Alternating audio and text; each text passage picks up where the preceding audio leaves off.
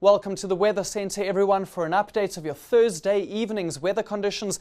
And on our satellite loop, we see that so far today it's remained mainly cloudy across the northern parts of South Africa. Showers have continued to develop across many areas, particularly in northern Gauteng and southern Limpopo. Thunder showers have also been developing during the afternoon hours for some parts of the northwest province.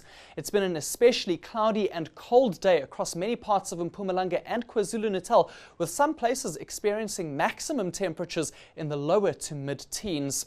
Now, as we take a look ahead, things are going to remain clear across the western parts of South Africa. Thunderstorm activity will spread into the central interior overnight, affecting the northwest province and the Free State. And those conditions are going to continue into tomorrow afternoon as well.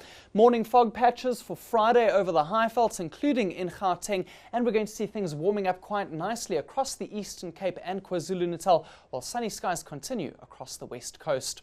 Now, the South African Weather Service has issued a watch once again for the likelihood of flooding, which may occur once again over parts of Gauteng, Limpopo and Mpumalanga due to the very saturated conditions and the continuation of wet weather in the area.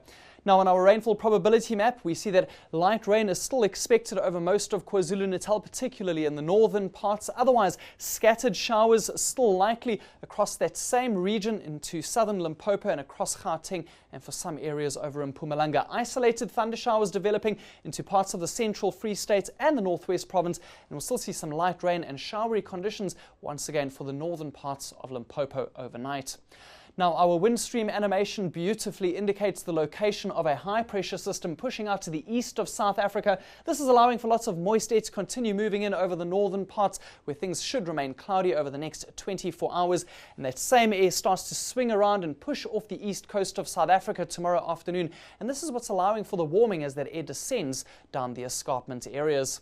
Taking a closer look at the minimum temperatures, and it's going to be a cool to cold night for many parts of South Africa. Johannesburg dropping down to 12 degrees and a minimum of 10 for Bethlehem. Single digits for some parts of the eastern and northern Cape, where Sutherland will be dropping down to 0 overnight.